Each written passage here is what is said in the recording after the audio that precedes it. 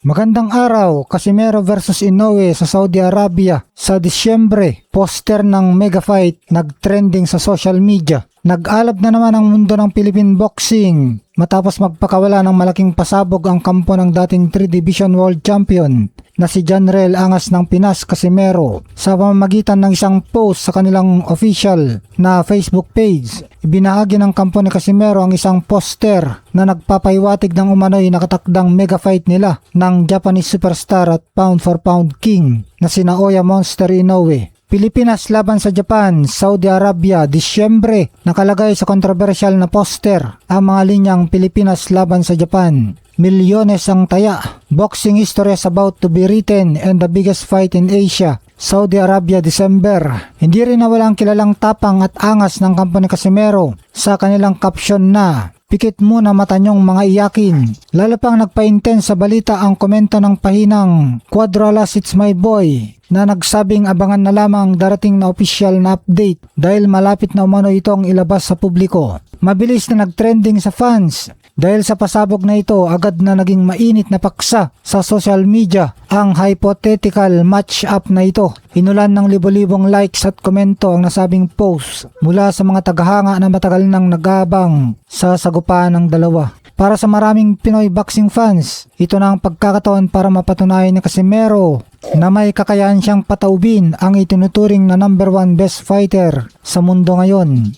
Tahimik pa rin ang kampo ni Inoue, bagamat nagbunya ang mga supporters ni Casimero. Nananatili namang tahimik at walang anumang kumpirmasyon ang kampo ni Naoya Inoue ukol sa usapin. Walang opisyal na payag mula sa top rank o sa promoters ni Inoue kung totoong may negosasyon o kasunduan nang nangyari para sa naturang laban. Sa ngayon, nananatiling nakaabang ang buong sports community kung magiging katotohanan bang pangarap na laban ito o mananatiling panunukso lamang sa social media. Magandang araw, Casimero versus Inoue. Milyones na ang taya sa Saudi Arabia. Nito lamang ay nag-ingay na naman sa social media ang dating 3 Division World Champion na si Janrel Quadralas Casimero matapos mag-post ng isang kapansin-pansin na poster sa kanyang official na Facebook page. Sa nasabing poster na nagtatampok sa tapatan nila ng Japanese superstar na si Naoya the Monster Inoue, nakasaad ang mga katagang "The biggest fight in Asia" na nakatakda di umano sa Disyembre 2026 sa Saudi Arabia.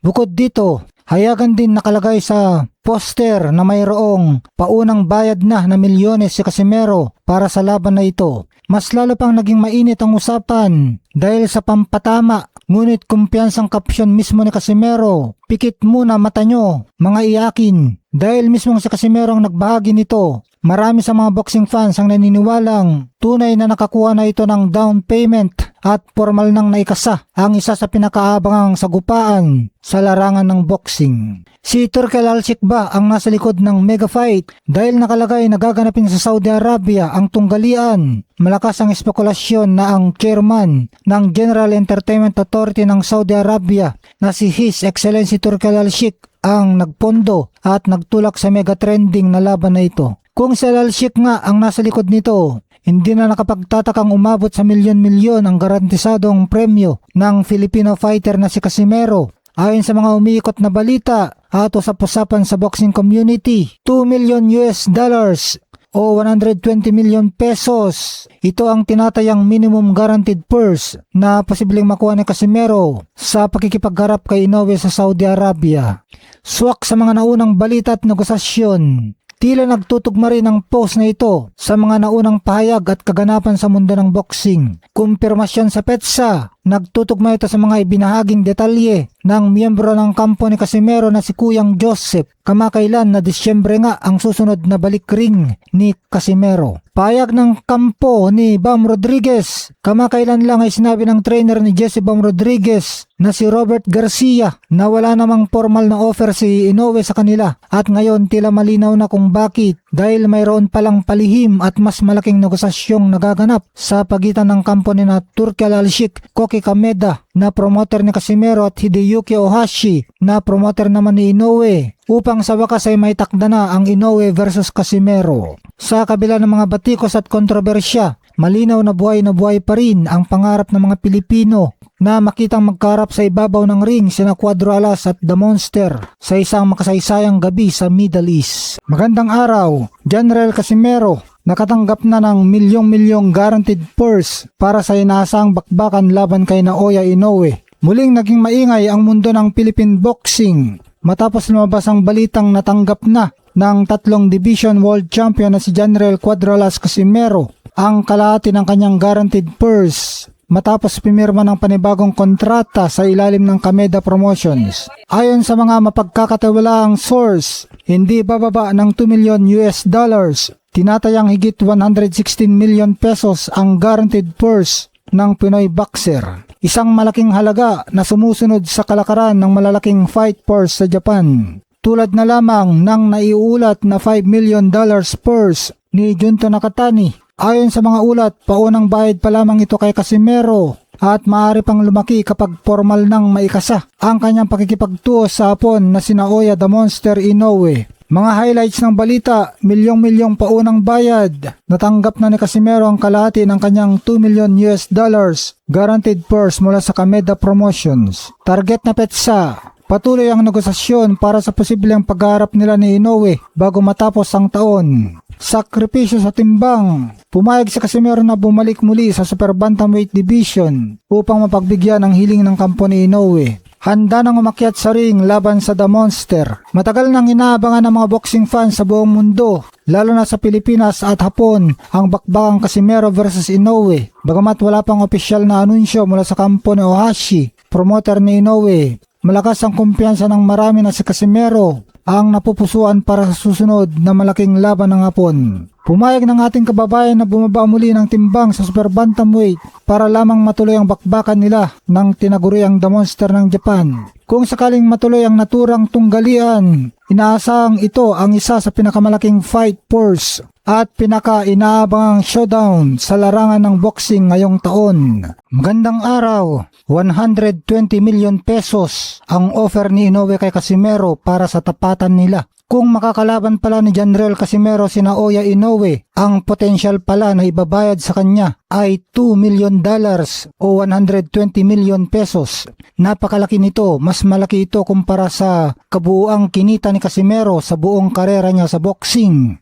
Kaya napakalaki ng interes ng mga fighter kasama na si Casimero na makalaban si Inoue dahil sa napakalaking pera o payout. Si Naoya Inoue kumikita siya ng $25 million bawat laban sa Japan, kaya hindi na niya kailangan pang dumayo sa Amerika. Nung nakalaban ni Junto Nakatani si Inoue, kumita si Nakatani ng $5 million. Kaya ang tansya, kung si Casimero ang napalaban kay Inoue, ay kikita si Casimero ng 120 million pesos. Dahil dito kaya tuloy-tuloy lang ang paghahamon ni Casimero kay Inoue at malaking tulong din ang The Ring Magazine na pag-aari ni Turki Al-Sheikh dahil sa palagiang pagpopos nila tungkol kay Casimero. Kaya siguradong laging napapansin ito ng kampo ni Naoya Inoue. Magandang araw! Panibagong teaser mula kay Cuadro Alas nagpainit sa boxing fans. Muling naging maingay ang mundo ng Philippine at international boxing matapos mag-post ang dating multi-division world champion na si General Cuadro Alas Casimero sa kanyang official na Facebook account. Sa kanyang pinakabagong post, ibinahagi ni Casimero ang isang larawan kung saan makikitang magkaharap sila ng kampiyon na si Naoya The Monster Inoue kasama ang prestiyosong WBO World Super Bantamweight belt. Bagamat wala pang opisyal na anunsyo mula sa magkabilang kampo, itinuturing ng marami na ito ay isang teaser na kasalukuyan ng gumugulong ang negosasyon para sa kanilang tambalan na inaasahang magaganap ngayong Disyembre 2026 sa Japan. Hindi lang ito basta-basta usap-usapan. May malaking batayan sa ranggo at sitwasyon ng division kung bakit napakalakas ng posibilidad ng labang ito. Si Casimero ay kasalukuyang nakatala bilang number 4 sa WBO Super Bantamweight ranking. Sa kasalukuyan, si Casimero lamang ang tanging available sa top 5 contenders ng WBO para makalaban ni Inoue. Nabalitang hindi na matutuloy ang inaabangang laban ni Inoue laban kay Jesse Bam Rodriguez matapos itakda ang susunod na laban ni Rodriguez ngayong Oktubre 2026. Dahil dito, no choice na ang Japanese superstar kundi harapin si Cuadro Alas. Hindi rin basta magpo-post si Casimero kung walang patagong negosasyong nagaganap. Ayon sa promoter ng Casimero na si Koki Kameda, formal na niyang inilalapit ang mega fight na ito sa makapangyarihang Saudi boxing figure na si His Excellency Turki Al-Sheikh. Matagal nang nakikita ang interes ni Al-Sheikh sa tambalang Casimero at Inoue. Palagi nitong ibinabahagi ang tungkol sa dalawang boxer sa sikat na Daring Magazine na kanyang pagmamayari. Malinaw kay Al-Sheikh ang matinding demand ng mga tagahanga dahil umaabot sa libo-libong engagement at reaksyon ang natatanggap sa tuwing napapag-usapan si Casimero. Naniniwala ang marami na kapag ang kampo ni Turki Al-Sheikh ang naglatag ng opisyal na offer para sa laban, hindi na ito maiilagan o matatanggihan pa ni Inoue. Bumuhos naman ang suporta at positibong reaksyon mula sa mga Pilipinong tagahanga sa comment section ng post ni Casimero. Lutang na lutang ang tiwala ng mga Pinoy na si Cuadro Alas ang may kakayahang sumira sa malinis na record ng The Monster. Marami ring nagpayag na nakahanda silang tumaya at pumusta para kay Casimero kapag formal nang inanunsyo ang makasaysayang tapatang ito. Magandang araw, Daring Magazine at Turki Al-Sheikh. Uulit-ulitin si General Casimero. Sapat na ba ang engagement para sa mega fight versus Naoya Inoue? Muli na namang kumuha ng napakalaking atensyon sa mundo ng boxing ang post ng Daring Magazine na pagmamayari na ngayon ng kilalang Saudi boxing promoter na si Turki Al-Sheikh. Sa kanilang kamakailang post, isinare ng Daring ang throwback na larawan na mismong si General Casimero ang nag-upload. Makikita sa larawan si Casimero kasama ang kampyong si Shakur Stevenson matapos ang kanilang matinding sparring session noon na nilagyan ng Pinoy fighter ng simpleng caption na "Back in the day, me and Shakur Stevenson." Mula nang maitala ni Casimero ang isang napaka-impresibong panalo laban sa Mexican warrior na si Luis Neri, tila hindi na nakawala ang atensyon ni Turki Al-Sheikh sa Pinoy sensation. Sunod-sunod at tila hindi na ipinapahinga ng media outlet nito ang pagpopos ukol sa Pinoy champ. Ayon sa mga eksperto at taga-subaybay ng palakasan, tila itines na ni Al-Sheikh ang market value at tunay na hatak ni Casimero sa publiko. Ito ang magiging batayan kung maglalabas ba siya ng napakalaking pondo at puhunan upang paglabanin na ang dalawa na pinakamahusay na boksingero sa lower weight division na sina General Casimero at Naoya Inoue. At hindi naman nabigo ang promoter sa resulta. Kitang-kita ang kakaibang lakas ng hatak ni Casimero sa mga tagahanga. Bawat post sa kanya ng Daring ay kumakalap ng napakataas na komento at shares. Lalo at masigit pa kumpara sa ibang sikat na boksingero tulad ni na Naoya Inoue o Bam Rodriguez. Sa comment section, isang laban lang ang hinihingi ng mga tao, General Casimero versus Naoya Inoue. Ayon sa maraming veteran analysts at boxing experts, bagamat patuloy na itinutulak ang pangalan ni Jesse Bam Rodriguez, naniniwala silang lalamunin lamang ng bilis at pambirang knockout power ni Naoya Inoue ang mas maliit na si Rodriguez. Ganon din kay Casimero. Tingin nila na pagkain lang din ni Casimero itong si Rodriguez. Kaya dapat ay si Casimero at Inoue ang magharap dahil inaasahang magiging lubhang dikit, peligroso at tapatan ng pantay na tsansa na siguradong makakahatak ng milyong-milyong manonood sa buong mundo ang labanan ni Casimero at Inoue. Dagdag pa sa init ng usapin, muling naitampok ang naging payag ni Shakur Stevenson ukol sa naudlot na laban ni Inoue at Casimero noong taong 2021.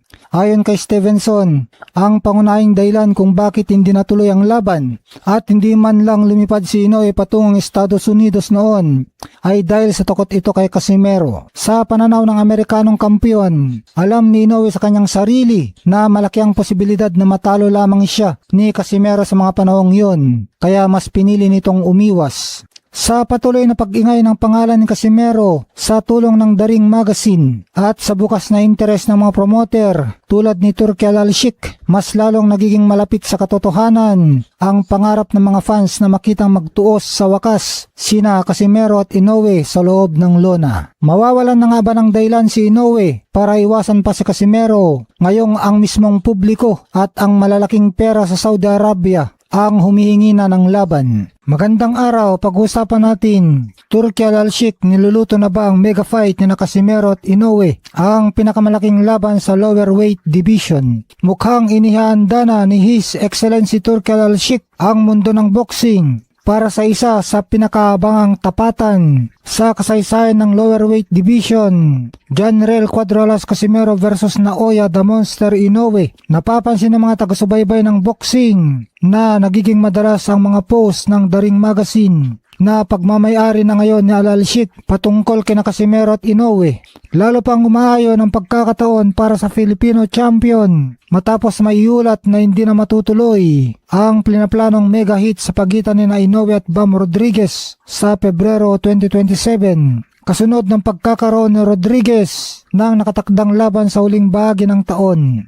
Si Casimero ang nangungunang pambato sa mga natitirang contender sa Super Bantamweight Division. Si Casimero ang may pinakamalakas na hatak sa publiko. Sa katunayan, kapansin-pansin, mas matataas ang engagement at reaksyon sa mga social media posts ng The Ring Magazine tuwing tampok si Casimero kumpara sa ibang boksingero, kabilang na si Inoue. Bukod sa popularidad, may solidong resibo si Casimero sa loob ng ring. Ang kanyang dominasyon kay Luis Nery. Si Luis Nery ang kauna-unang boksingero na nakapagpabagsak kay Inoue. Subalit na makatapat ni Casimero si Nery, itinuring ito ang isang masterclass na pagwasak. Mas mabilis at brutal na tapos ni Casimero kay Nery kaysa kay Inoue. Tinapos ni Casimero si Nery sa round 4 pa lamang habang pinabagsak ito ng 6 na beses. Mas mabilis ito kumpara sa round 6 stoppage ni Inoue kung saan 2 beses lamang niya na ipabagsak si Nery.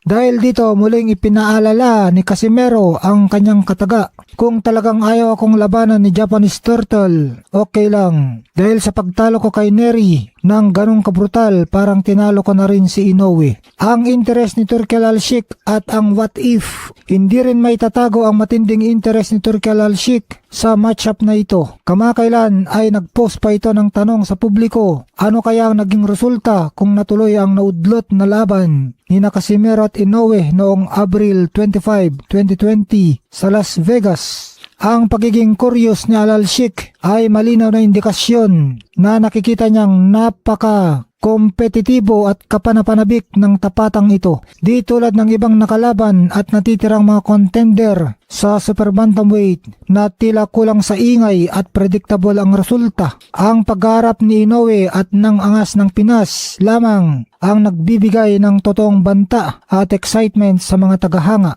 May mga lumabas din na ulat na hangang-hanga sa Al-Sheikh sa estilo at personalidad ni Casimero.